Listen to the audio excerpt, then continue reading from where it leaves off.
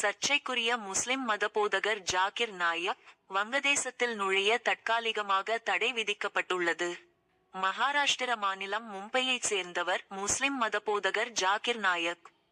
பயங்கரவாதத்தை தூண்டும் விதமாக பேசியதாகவும் நிகழ்ச்சிகளை நடத்தியதாகவும் அவர் மீது குற்றச்சாட்டு எழுந்தது. இவர் மீது வழக்குகள் பதிவு செய்யப்பட்ட நிலையில் வெளிநாட்டுக்கு தப்பிச் சென்றார். தற்போது தெற்காசிய நாடான மலேசியாவில் அவர் தஞ்சம் அடைந்துள்ளார். இந்த நிலையில் நவம்பர் 28, 29 தேதிகளில் வங்கதேச தலைநகர் டாக்காவில் நடைபெறும் மத நிகழ்வில் உரையாற்ற உள்ளூர் அமைப்பு ஒன்று ஜாகிர் நாயக்கை அழைத்திருந்தது. மேலும் முகமது யூனுஸ் தலைமையிலான இடைக்கால அரசு அவர் 1 மாதம் வங்கதேசத்தில் தங்கவும் ஒப்புதல் அளித்ததாக கூறப்பட்டது.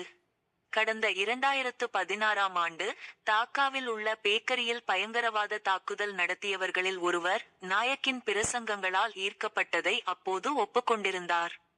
வங்கதேசத்தில் வரும் பிப்ரவரியில் தேர்தல் நடைபெற உள்ளது. ஏற்கனவே நாட்டில் போராட்டங்கள் வெடித்த நிலையில் சட்டம் ஒழுங்கை காரணம் காட்டி முன்னெச்சரிக்கை நடவடிக்கையாக ஜாகிர் நாயக் நுழைய வங்கதேச உள்துறை அமைச்சகம் தடை விதித்துள்ளது. தேர்தல் முடிந்த பின் அவரது வருகை குறித்து மறுபரிசீலனை செய்வதாக தெரிவித்துள்ளது.